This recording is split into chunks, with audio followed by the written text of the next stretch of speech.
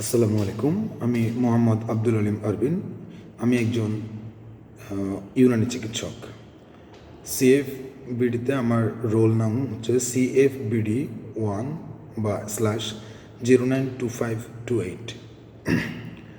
বাংলাদেশ চিকিৎসা ফাউন্ডেশন কর্তৃক পরিচালিত CCPN এই কোর্সে আমি 2 মাসব্যাপী ক্লাস করি এবং আমাদের এই কোর্সটি পরিচালনা করেন আমাদের শ্রদ্ধেয় পবিত্র কুমার শীল স্যারকে অনেক ধন্যবাদ অত্যন্ত প্রাণবন্ত আলোচনার সাথে এই কোর্সটি সম্পন্ন করার জন্য। আজকে আমি আলোচনা করব শিশুদের মেল নিউট্রিশনের ব্যাপারে। আসলে মেল নিউট্রিশন কি? মেল নিউট্রিশন হচ্ছে যে পুষ্টিহীনতা বা অপুষ্টি। আর মেল নিউট্রিশন কেন হয়?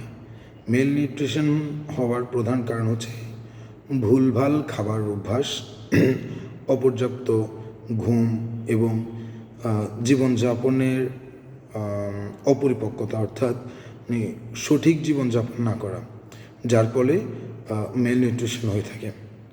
আর মেল নিউট্রিশনের অন্যান্য কারণসমূহের মধ্যে রয়েছে যেমন বিভিন্ন রোগের সংক্রমণ, কৃমি, হচ্ছে আপনার ডায়রিয়া ইত্যাদি। এখন এর থেকে বাঁচার উপায় কী এবং এর দ্বারা কী কী ক্ষতি হয়? মেল নিউট্রিশন দ্বারা প্রধানত শিশুর গ্রোথ বৃদ্ধি কমে যায় এবং পরিপূর্ণ পুষ্টির অভাবে শরীরের যে অংশগুলো যেভাবে বৃদ্ধি হওয়ার কথা সেটা ঠিকভাবে সেভাবে বৃদ্ধি হয় না, যার কারণে একটি শিশু তার বয়স অনুযায়ী পর্যাপ্ত লম্বাও হয় না, পর্যাপ্ত ওজনও পায় না। এটা থেকে বাঁচার উপায় কী?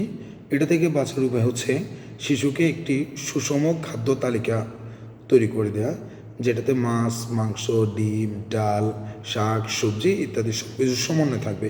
অর্থাৎ প্রত্যেকটা নিউট্রিশন এবং মাইক্রোনিউট্রিশন পরিপূর্ণ জন্য একটা শিশুর শরীরের জন্য পর্যাপ্তভাবে পাওয়া যায়।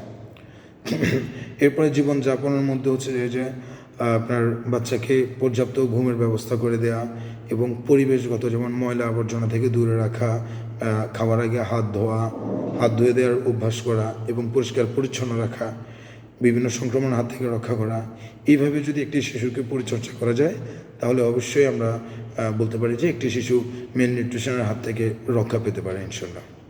আসসালামু আলাইকুম রহমতুল্লাহ।